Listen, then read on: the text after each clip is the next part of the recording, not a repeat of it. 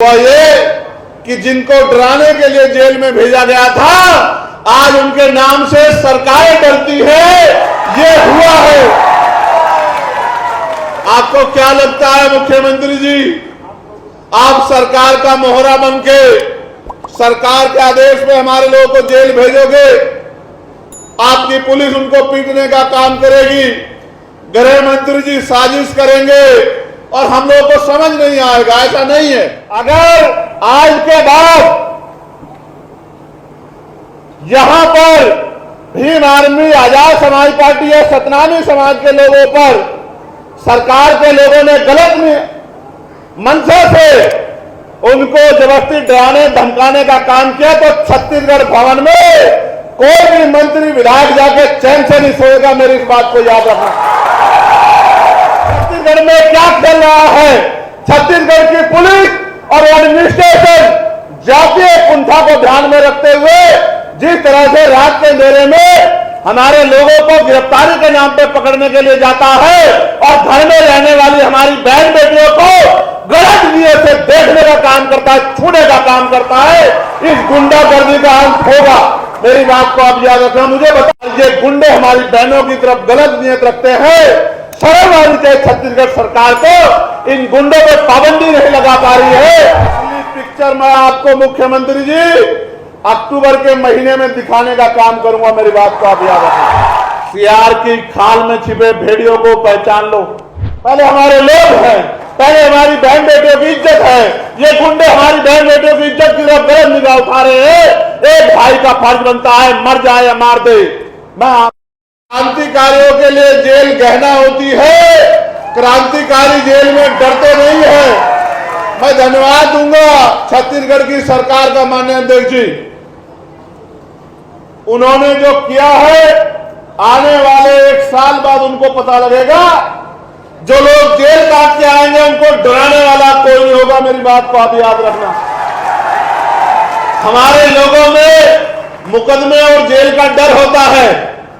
ये मुकदमे और जेलों का डर निकालने का काम जो इस सरकार ने किया है, मैं गारंटी से कहता हूं, एक तो भीम आर्मी का नौजवान, सतनामी समाज का नौजवान योद्धा पहले ही फौलाद है, और अब जब वो जेल काट के आएगा और जेल को देख के आएगा कि जेल कुछ होती नहीं है, जेल में इंसान ही रहते हैं, और वो जेल से जो दर्द लेके आएगा, मैं गारंटी से कहता हूं कि वो एक दिन भी प्रदेश में आएगा कि आज जो लोग जेलों में हैं और यहां मंचों पे बैठे हैं, मैं गारंटी देता हूं कि यही लोग छत्तीसगढ़ की सरकार चला रहे होंगे। मेरी बात को आप याद रखना।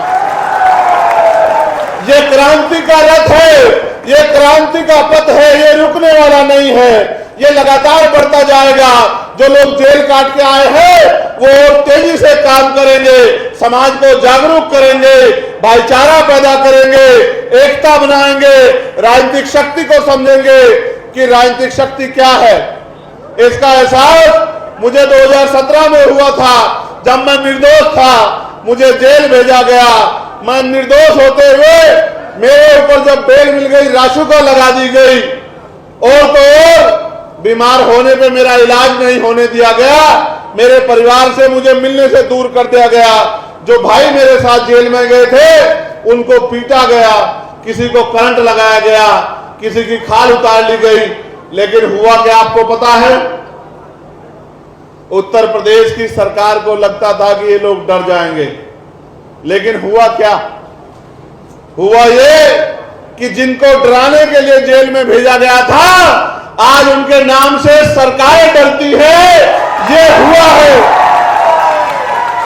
आपको क्या लगता है मुख्यमंत्री जी, आप सरकार का मोहरा बनके सरकार के आदेश पे हमारे लोगों को जेल भेजोगे? आपकी पुलिस उनको पीटने का काम करेगी, गृह मंत्री जी साजिश करेंगे और हम लोगों को समझ नहीं आएगा। ऐसा नहीं है। आप भी रोटी खाते हैं, हम भी रोटी खाते हैं। फर्क इतना है कि हम संघर्ष करके, मेहनत करके खाते हैं और आप हमारे लिए टैक्स से तनख्वाह लेके खाते हैं। ये फर्क है कि हम मेहनत का खाते हैं, पसीने का खाते हैं, संघर्ष करके खाते हैं। गरीबी, भूखमरी, बेबसी, लाचारी से लड़के अपने पेट को पालते हैं और आप हमारी तनख्वाह में पलते हो। अगर हम टैक्स न दे तो आपको तनख्वाह भी नहीं मिलेगी, सुविधाएं तो बहुत दूर की बात है। मैं वो जो मांगे रखी गई हैं उनको पढ़ना चाहता हूं।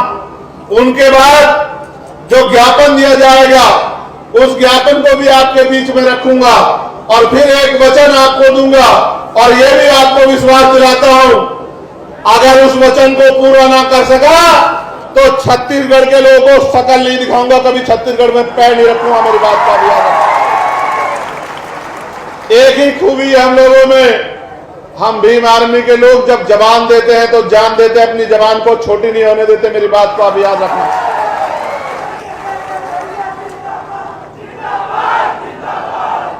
आप जानते हैं इस अन्याय जुल्म के बाद भीम आर्मी के हमारे राष्ट्रीय अध्यक्ष जी ने मोर्चा लिया, सामाजिक न्याय यात्रा शुरू की।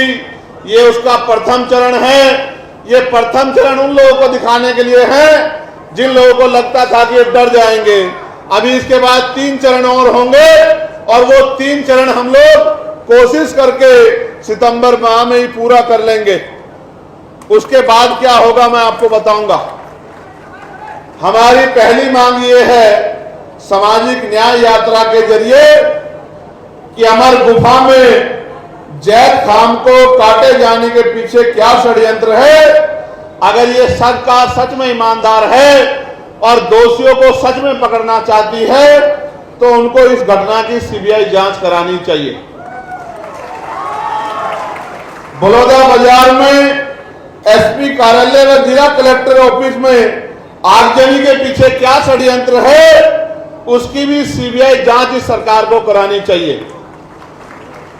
बलौदाबाजार में जैद खान के सम्मान में हुए आंदोलन में गिरफ्तार निर्दोष लोगों को बिना शर्त के रिहा किया जाना चाहिए, ये भी हमारी मांग है।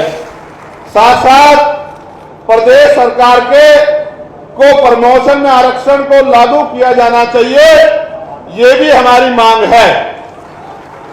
जिसकी इतनी संख्या वाली उसकी उतनी हिस्सेदारी नियम के तहत जातिगत जनगणना कराई जाए और यहां 16% आरक्षण शेड्यूल कास्ट के लोगों को दिया जाता था, जिसको पिछली सरकार ने बिना जातिगत जनगणना कराए कम करके 12 या 11% लगभग कर दिया था। कितने प्रतिशत? 12%, 4% कम कर दिया था। हमारी मांग है कि जातिगत जनगणना करा के संख्या के आधार पर 16% आरक्षण किया जाना चाहिए। छत्तीसगढ़ प्रदेश में दैनिक मजदूरों को बढ़ाकर न्यूनतम वेतन 700 रुपए किया जाना चाहिए। बिना 700 रुपए न्यूनतम वेतन के 7 या 21 लगभग 20,000 रुपए कम से कम एक परिवार को वेतन के तौर पे मिलने चाहिए। जो व्यक्ति काम करता है तभी जाके वो परिवार सम्मान से जो है रोटी की व्यवस्था उनके घरों में हो पाएगी। साथ साथ प्रदेश में निःशुल्क शिक्षा की व्यवस्था की जानी चाहिए और समान शिक्षा व्यवस्था लागू की जानी चाहिए। चाहे किसान मजदूर का बेटा हो, चाहे मुख्यमंत्री विधायक मंत्री या कमिश्नर डीएम एसपी का बेटा हो, सबके बच्चों को सरकारी स्कूल में शिक्षा देनी चाहिए, जिससे कि सरकारी स्कूल में बेहतर से बेहतर शिक्षा आए।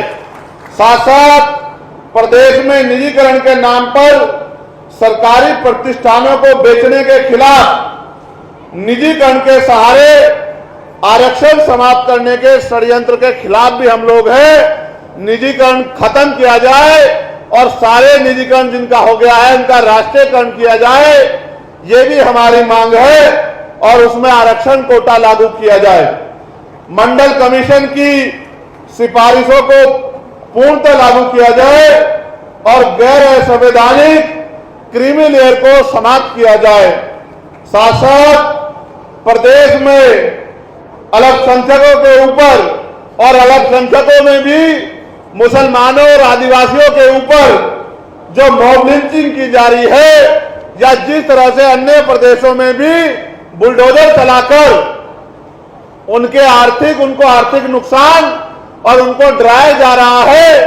ये बुलडोजर प्रणाली को भी पूर्ण रूप से खत्म किया जाना चाहिए, ये भी हमारी मांग है। साथ साथ प्रदेश में ज्यादातर सड़क दुर्घटनाएं आवारा पशुओं की वजह से हो रही है, जबकि सरकार के द्वारा इनके लिए कई करोड़ रुपए की गौशाला के नाम पर आवंटित की गई है। उनकी जांच कराकर आवारा पशुओं को गौशाला भेजना चाहिए, जिसकी वजह से प्रदेश में जो सड़क दुर्घटनाएं हो रही हैं उन पे रोक लगे। आप ये जानते हैं, मैंने ये महसूस किया है, जहां जहां भारतीय जनता पार्टी की सरकार है वहां इंसानों से ज्यादा इज्जत पशुओं को दी गई है। इंसान सड़क दुर्घटना में मर जाए कोई बात नहीं, जानवर को नुकसान नहीं होना चाहिए।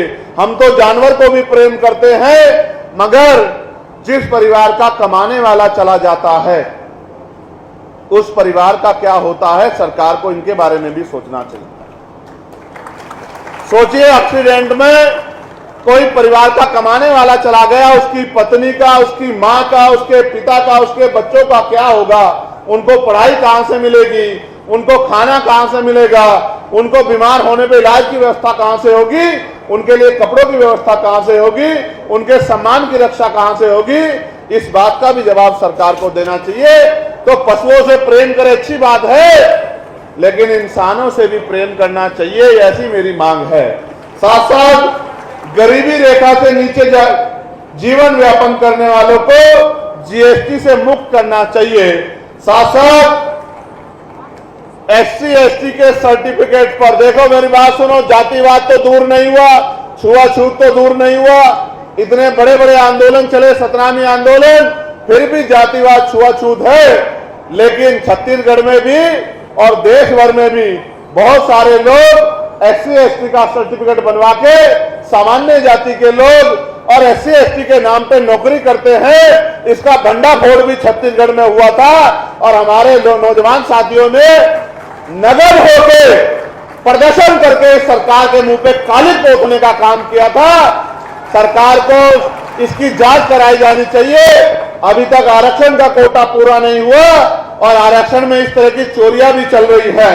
साथ साथ हमारे जो साथी आंदोलन को गति देने का काम कर रहे हैं, उससे पहले यहां 1950 से पूर्व शासकीय दस्तावेज मांगे जाने को निरस्त करवाने के बाबत जो है, यानी कि महाराष्ट्र के जो महार समाज के लोग इधर आ गए हैं उनको एससी एसटी का सर्टिफिकेट, एससी का सर्टिफिकेट नहीं मिलता है। उनको 1950 से पहला सर्टिफिकेट मांगा जाता है, शासकीय कागज मांगे जाते हैं। उन्होंने भी ज्ञापन दिया है कि हमें एससी का सर्टिफिकेट मिलना चाहिए। एक बात मुझे मीडिया के माध्यम से जरूर कहनी है, हमारे नेतागण यहां मौजूद हैं, मैं वचन देके कह रहा हूं, जिन लोगों ने सरकार का मुकाबला करके इस समाज पे जो जुल्म हो रहा था, सतनामी समाज पे, उसको रोकने के लिए आंदोलन को गति देने का काम किया, अपनी जान की परवाह न करते हुए आंदोलन को आगे बढ़ाने का काम किया। आज पुलिस के लोग आंदोलन से डरकर उनको डराने का काम करते हैं, उनकी जांच कराने का काम करते हैं। मैं सरकार को भी और पुलिस और प्रशासन को भी ये कहना चाहता हूं, सरकारें आती जाती रहती हैं, ऐसा ना हो, ऐसा ना हो कि कमजोर वर्गों के लोगों के हाथों में ताकत आ जाए। कानून सर्वोच्च करो, संवैधानिक व्यवस्था के अनुरूप करो, कोई बात नहीं, वरना मेरा ये संदेश याद रखना कि रिटायरमेंट के बाद भी जांच होती है, मेरी बात को आप याद रखना।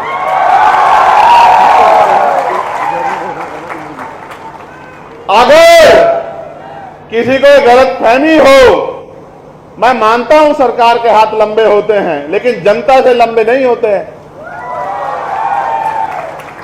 ऐसा ना हो, अगर रिटायर हो जाओ तो भी फाइलें खुलवा के तुम्हारी जांच करानी पड़े और मुकदमे लिख लिख के तुम्हें जेलों में ठुसवाना पड़े, मेरी बात को याद रखना, मेरा नाम चंद्रशेखर आजाद है।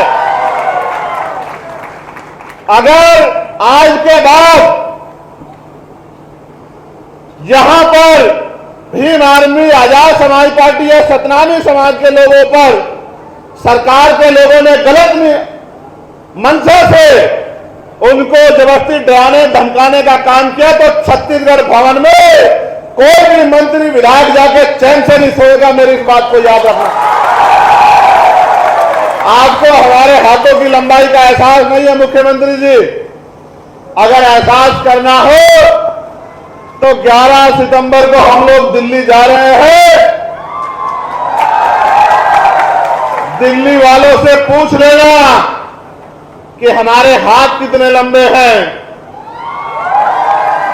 एयरपोर्ट से लेके और छत्तीसगढ़ भवन तक उसी तरह का स्वागत आपका करेंगे जिस तरह का स्वागत आपने हमारे लोगों का करा है। मेरी बात को अभी याद है। मैं फिर आपको कह रहा हूं, मैंने अपना ये ज्ञापन जो आप लोगों ने दिया ये मैंने पढ़ा। अब आप मेरी बात पर गौर कीजिए। ये पूरे देश को जानना चाहिए कि छत्तीसगढ़ में क्या चल रहा है। छत्तीसगढ़ की पुलिस और एडमिनिस्ट्रेशन जातीय कुंठा को ध्यान में रखते हुए जिस तरह से रात के अंधेरे में हमारे लोगों को गिरफ्तारी के नाम पे पकड़ने के लिए जाता है और घर में रहने वाली हमारी बहन बेटियों को गलत नीय से देखने का काम करता है, छूने का काम करता है। इस गुंडागर्दी का अंत होगा। मेरी बात को आप याद रखना। मुझे बताया गया, मुझे बैठ के बताया गया कि किस तरह से वर्दी को पहन के गुंडे, सांप्रदायिक गुंडे, जातिवादी गुंडे रात के अंधेरे में हमारे घरों में जाते हैं पकड़ने के नाम पे, गिरफ्तारी के नाम पे। और ये गुंडे हमारी बहनों की तरफ गलत नियत रखते हैं। शर्म आनी चाहिए छत्तीसगढ़ सरकार को, इन गुंडों पर पाबंदी नहीं लगा पा रही है। मैं जब दिल्ली में जाऊंगा और पार्लियामेंट का सत्र आएगा, आप जानते हैं मैंने पहले भी इस मामले को पार्लियामेंट में उठाया था, लेकिन इस बार मैं वचन देता हूं कि वेल में जाके और स्पीकर साहब से प्राइम मिनिस्टर से जवाब मांगूंगा, होम मिनिस्टर से जवाब मांगूंगा कि ये जो गुंडागर्दी छत्तीसगढ़ सरकार कर रही है, क्या ये आपके इशारे पे कर रही है या यहाँ के तानाशाह गृह मंत्री और मुख्यमंत्री जिनको ऐसा लगता है कि उस सतनामियों को कुचल देंगे, ये उनकी इच्छा है। मैं फिर कहना चाहता हूं, गलतफहमी दूर रखना। बहुत आए और बहुत चले गए। सतनाम था, सतनाम है और सतनाम रहेगा। ये तो ट्रेलर है। हरियाणा का और जम्मू का इलेक्शन है। असली पिक्चर मैं आपको मुख्यमंत्री जी अक्टूबर के महीने में दिखाने का काम करूंगा। मेरी बात को आप याद रखें। ये तो ट्रेलर है। इस बार जिस काम को राष्ट्रीय अध्यक्ष ने आगे बढ़ाया है, मैं छत्तीसगढ़ की गली गली जाके यहां सोए हुए समाज में भाईचारा पैदा करने का और टूटे फूटे अपने घरों में रह के इस आंदोलन को गति देने का काम करूंगा। मैं इस बात का आपको वचन देता हूं। आपको क्या लगा मुख्यमंत्री जी छत्तीसगढ़ में आप जुल्म करेंगे और हम लोग सह लेंगे? लंबे समय से हम ये सहते आए हैं, लेकिन अब समय बदल गया। अब वो समय नहीं रहा। अब इस समाज की लड़ाई लड़ने की बागडोर नौजवानों ने अपने हाथ में ली। और आप जानते हो मुख्यमंत्री जी कि संघर्षों के साए में घनघोर जवानी पलती है और इतिहास उधर झुक जाता है जिस ओर जवानी चलती है। आपको क्या लगता है कि आप जवानों को गिरफ्तार कर लोगे? आपको शायद इतिहास नहीं पता है कि युवा और वायु को कोई कैद नहीं कर सकता है। आज मैं अपने छत्तीसगढ़ के नौजवानों से कहना चाहता हूं, कमर कस लो नौजवान साथियों। आदमी एक बार पैदा होता है, एक बार मरता है। दुनिया उसको इसलिए याद रखती है उसने किया क्या था। बाबा साहब को भी एक बार जीवन मिला, हमारे नेता माने और काशीराम साहब को भी एक बार जीवन मिला, हमारे गुरु घासीदास जी को भी एक बार जीवन जिया, लेकिन वो अमर इसलिए है क्योंकि उन्होंने अपना पूरा जीवन हमारे लिए जिया। हमें भी अपने पूरे जीवन को अपने समाज के लिए, बहुजन समाज के लिए, कमजोर वर्गों के लिए, दलितों, पिछड़ों, आदिवासियों, मुसलमानों, गरीबों, अन्य धार्मिक अल्पसंख्यकों के लिए जीना है। हमें महिलाओं के लिए जीना है, हमें बेटियों की रक्षा के लिए जीना है, हमें किसान मजदूरों के लिए जीना है। अगर हम अपने जीते जी इस जुल्म को नहीं रोक पाए तो हमारे जीवन का कोई फायदा नहीं, हम में और जानवर में कोई फर्क नहीं। आज भी गिरफ्तारियां हो रही हैं, आज भी सत्ता का घमंड नहीं टूटा। और आप ये जानते हैं सत्ता और विपक्ष मिलके किस तरह सतरामी को कुचलने का काम कर रहा है। कोई बात छिपी हुई नहीं है, कोई बात पर्दे के पीछे नहीं।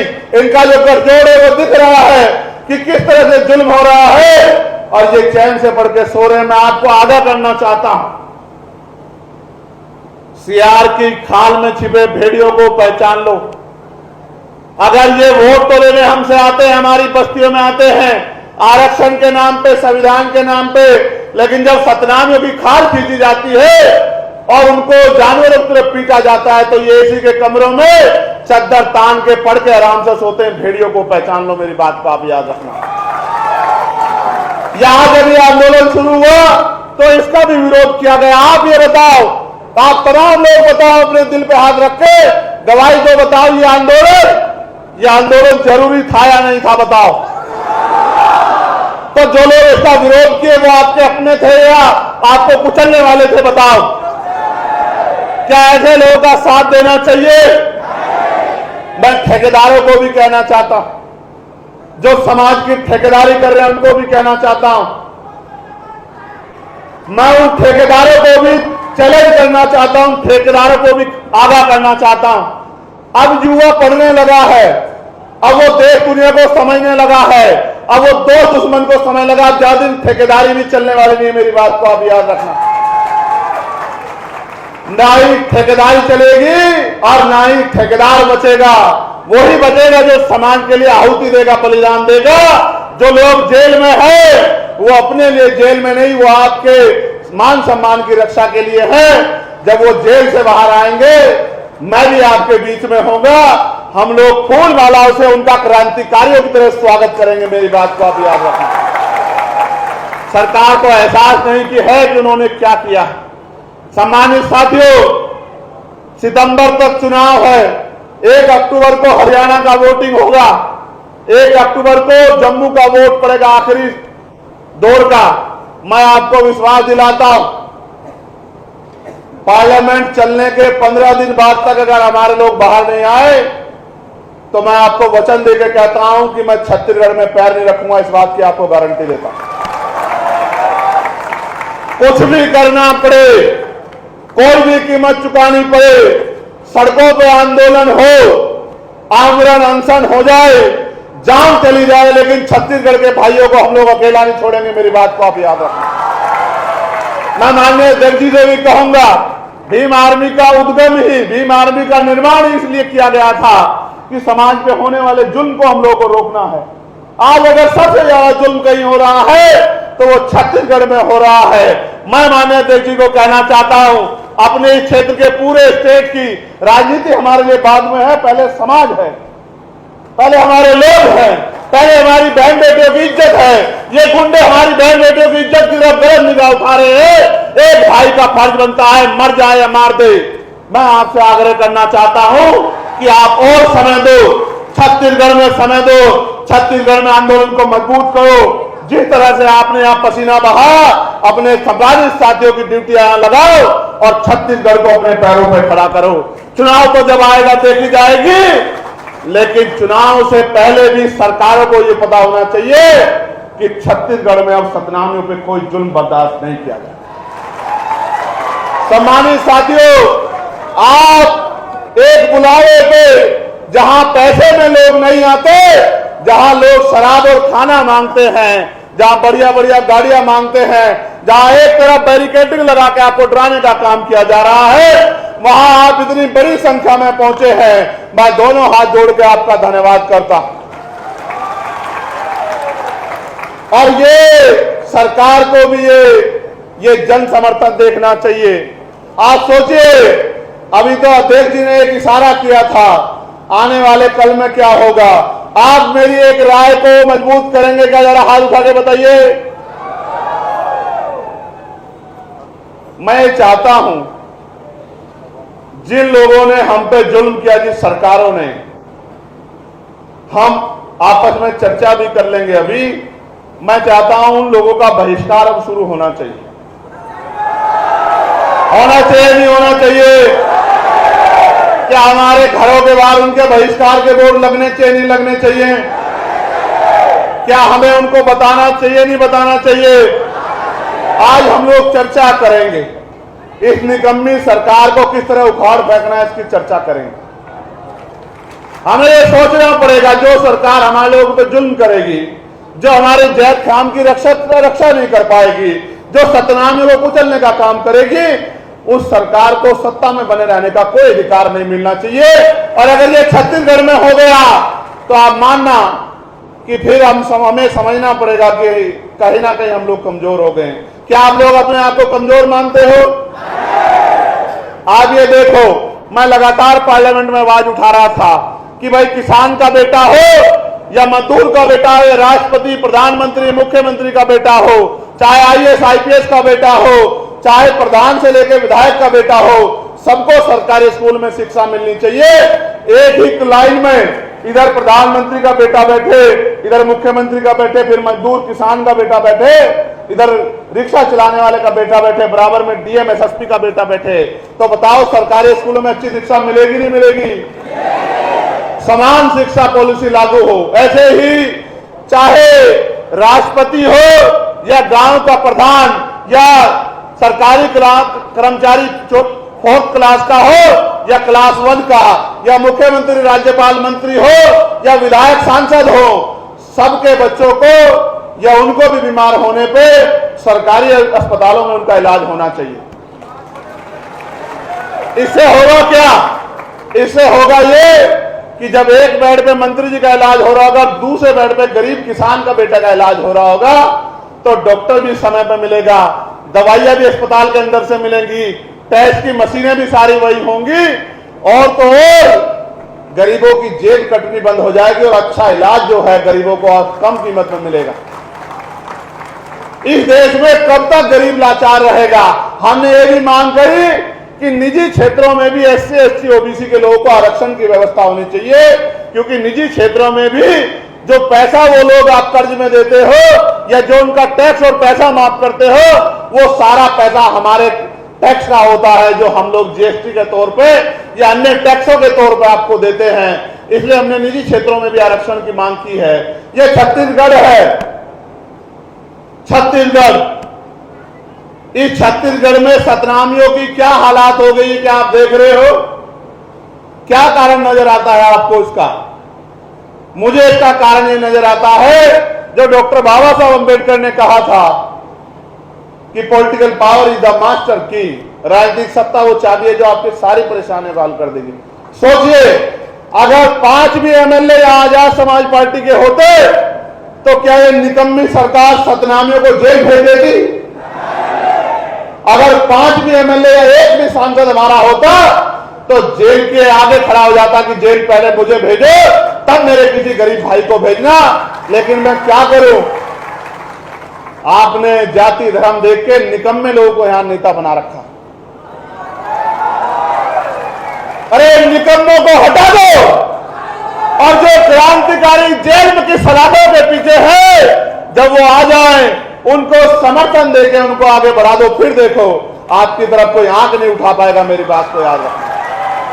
मुझे नहीं बनना छत्तीसगढ़ में मुख्यमंत्री, मुझे विधायक MP नहीं बनना है, लेकिन दर्द होता है जब हमारे लोग गलत फैसला लेते हैं, तो दर्द होता है। दर्द इस बात के लिए होता है कि हम किसी को नुकसान नहीं पहुंचाना चाहते। हम सामाजिक न्याय को मानने वाले लोग हैं, हम भाईचारे को, मानव को एक समान मानने वाले लोग हैं। लेकिन हमारे लोगों के साथ जिस तरह का जुल्म हुआ और पिछले 3 महीने में जो अन्याय यहां हुआ, वो अन्याय 7 पीढ़ियों दर पीढ़ी हम लोग भूल नहीं पाएंगे। क्या आप भूल सकते हैं इस जुल्म को? मैंने वो वीडियो देखी, मैंने जब जूते से यहाँ के पुलिस के कर्मचारी मेरे भाइयों को पीट रहे हैं, लाठियों से पीट रहे हैं, घरों से पशुओं की तरह खींच के लाके गाड़ियों में डाल दे रहे हैं। माँ रो रही है, बच्चे रो रहे हैं, बहनें रो रही हैं, बेटियां रो रही हैं, लेकिन निकम्मी सरकार सतनाम युग के ऊपर होने वाले दमन पे हंस रही है, खिलखिला के हंस रही है।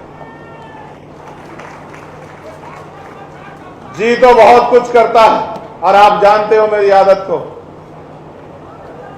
बहुत कुछ जी करता है, लेकिन मैं आपसे कहना चाहता हूं संवैधानिक रहो।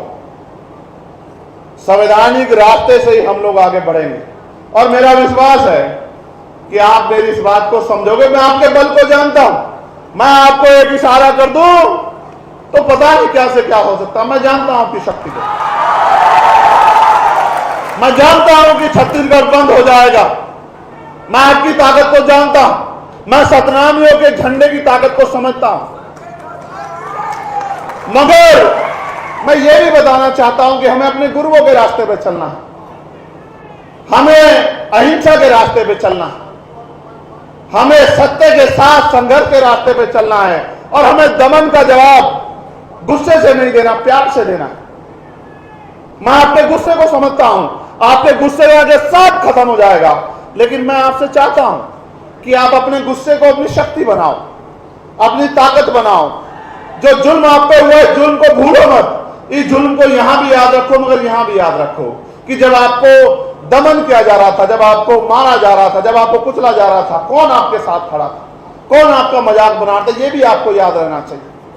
इसलिए मैं आपसे अपील करता हूं, मैं आपसे वादा करता हूं, 1 महीने में ये हरियाणा का, जम्मू का चुनाव खत्म हो जाएगा। भाइयों, मेरे कंधों पर जिम्मेदारी है, अगर मैं वहां काम नहीं करूंगा तो इस तरह का जुर्म हरियाणा में भी होगा, जम्मू में भी होगा। मेरे कंधों पर जिम्मेदारी है कि मैं वहां राजनीतिक शक्ति का निर्माण कर लूं, आपके संरक्षण के लिए, आपके लिए संघर्ष करने के लिए, आपकी आवाज उठाने के लिए। बताओ मुझे पार्लियामेंट में सुनते हो नहीं सुनते हो तुम लोग? बताओ, बताओ सबसे मजबूत है नहीं आपकी आवाज? बताओ। जब आपका भाई बोलता है तो आनंद आता है नहीं आता है? अब सोचो अगर ऐसे ही लोग आपकी असेंबली में, विधानसभा में चले गए। मैं तो अकेला हूं ना, वहां अकेला हूं ना, लेकिन याद रखना जब अगली बार 5 साल बाद चुनाव आएगा, अकेला नहीं होगा चंद्रशेखर आजाद वहां। मेरी बात को आप याद रखना। और जिस दिन मेरे जैसे 50 लोग वहां होंगे, उस दिन आप देखना आपका हाथ नहीं फैलेगा किसी के आगे, किसी गरीब की बेटी पे जुल्म नहीं होगा, किसी को भूखे पेट सोना नहीं पड़ेगा, नौजवान का हाथ रोजगार के लिए फैला नहीं होगा, उसके हाथ में रोजगार होगा, मां बहनों तो घर तक रोजगार पहुंचेगा, बेटियों का सम्मान होगा, किसानों को उनकी फसल के दाम मिलेंगे, न्यूनतम वेतन 1000 रुपए होगा, गरीबों की जिंदगी में खुशहाली आएगी। लेकिन हम उसके लिए संघर्ष कर रहे हैं। लेकिन आज जो लड़ाई है वो सम्मान की है। मैं आपसे कहना चाहता हूं, माननीय अध्यक्ष जी अगर आदेश करें तो 1 अक्टूबर के बाद ही हम लोग एक हफ्ते के अंदर ही छत्तीसगढ़ भवन का जोरदार घेराव करेंगे दिल्ली। हम छत्तीसगढ़ भवन की दीवारों को हिला देंगे अपनी गूंज से कि जब तक यहां जुल्म करने वाले वो हाथ चुप नहीं हो जाते और हमारे लोगों को रिहा नहीं कर दिया जाता, अब हम चैन से नहीं बैठेंगे। आप लोग तैयार हो? आगे सामाजिक न्याय यात्रा में सड़कों पर जाकर अपनी आवाज को बुलंद करने के लिए तैयार हो? सोए हुए समाज को जगाने के लिए तैयार हो? मैं आपको विश्वास दिलाता हूं, जितने दिन हमारे लोग अंदर हो रह चुके हैं, अब आगे उतने दिन हमारे लोग अंदर नहीं रह पाएंगे। मेरी बात को आप याद रखना। अब आर पार की लड़ाई हो गई है, बहुत हो गया। रायपुर अब लड़ाई आ गई है और मैं 11 तारीख को जो हमारा आंदोलन है, हमारी रैली है दिल्ली में, उस रैली में भी इस मामले को बड़े पैमाने पर हम लोग उठाने का काम करेंगे। मैं आपसे भी आग्रह करूंगा कि आप लोग भी 11 तारीख को दिल्ली आना। अभी से ट्रेन के टिकट खरीद लेना, बाद में सरकारें ट्रेन कैंसिल कर देंगे। आपको पता है आज 19 ट्रेन कैंसिल की है, आपको पता है 19 ट्रेन कैंसिल की है। तो एक दिन पहले आ जाना। हम तो किसान के मेरे लोग हैं, रूखी सूखी खा के भी आत्मसम्मान की लड़ाई लड़ते हैं। मैं आपसे आग्रह करूंगा, यहाँ के नौजवान साथी एक बड़ी तादाद में दिल्ली जरूर पहुंचे, जो दिल्ली में बैठे लोगों को भी आपके दर्द का एहसास है। मैं मीडिया के माध्यम से मुख्यमंत्री से पूछना चाहता हूं, ये जो आपकी पुलिस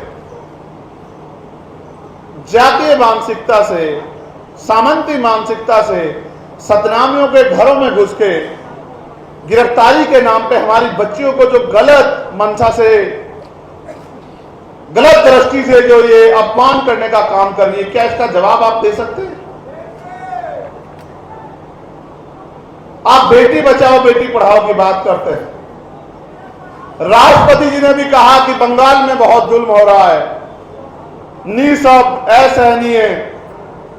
कल ही उपराष्ट्रपति जी ने भी लेटर लिखा, लेकिन ये जो नंगा नाच आपकी सरकार में छत्तीसगढ़ में हो रहा है, ये नहीं दिख रहा है सरकार को? ये राष्ट्रपति जी को, उपराष्ट्रपति जी को, प्रधानमंत्री, गृह मंत्री जी को उत्तर ये छत्तीसगढ़ की सरकार का ये गुंडा राज नहीं दिख रहा है क्या? मैं आपको चैलेंज करके कहता हूं, ज्यादा दिन सतनामियों का सामना सरकार नहीं कर पाएगी। मैं अब जब भी दिल्ली में बैठूंगा तो देश को बताऊंगा कि किस तरह का जुल्म जो है वहां की सरकार कर रही है। मैं बताऊंगा किस तरह से हमारी बहन बेटियों का अपमान पुलिस कर रही है, और पुलिस अपने आप नहीं कर रही, सरकार के इशारे पे कर रही है। ये बर्दाश्त नहीं किया जा सकता। आप यहां इतनी बड़ी संख्या में पहुंचे हो, मैं आपको पूरे धन्यवाद देता हूं। जो परिवार यहां उपस्थित हैं, जिनके बच्चे जेल काट रहे हैं, मैं उन बहनों से भी कहूंगा कि वो मंच पे सामने है परिवार, जिनके परिवार से बेटा बेटी, पति, भाई, जो तमाम लोग जेल काट रहे हैं, उनको यहाँ सामने आना चाहिए। साथियों, जैसा कि आपको पता है, बी मिशन टीवी हमेशा ग्राउंड जीरो की रिपोर्ट आपके बीच रखता है। अगर आपको हमारा काम पसंद आता है तो बी मिशन टीवी को आर्थिक मदद करें, जिससे कि हम यूं ही निरंतर ग्राउंड लेवल पर काम करते रहें। स्क्रीन पर दिख रहे QR कोड को स्कैन करें और अपने दान की राशि बी मिशन टीवी के खाते में भेजें। QR कोड के अलावा आप हमारी UPI ID bmissiontv@ybl पर भी मदद भेज सकते हैं। जय भीम।